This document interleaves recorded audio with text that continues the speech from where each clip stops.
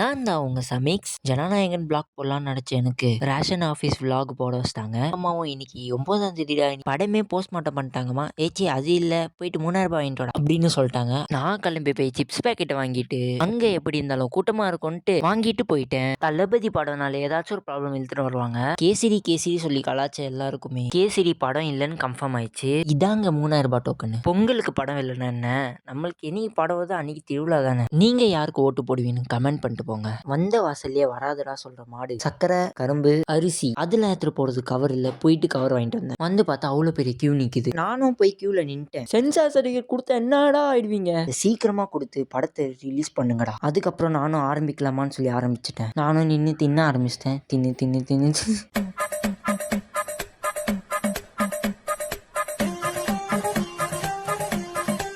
Packet வேற காலியாச்சு. அப்போ கூட லைன் காலி ஆகலங்க. எவ்வளோ பெரிய கியூ. அந்த அண்ணா வர செம்ம காண்டாயிட்டாரு. என்ன பார்வை எனக்கே கொஞ்சம் திகில்னு. அதுக்கப்புறம் நம்மளோட டோக்கனை கேட்டாங்க. எனக்கு ஒரே ஹாப்பி. காசை கண்ணில் பார்த்த உடனே இதுல ஒரு பங்கு எங்க அம்மா எனக்கு தருவாங்கன்னு ஒரு செம்ம ஹாப்பியா இருந்தேன். அப்புறமா எல்லாமே வாங்கி முடிச்ச உடனே வீட்டுக்கு கிளம்பிடலான்னு கிளம்பிட்டேன்.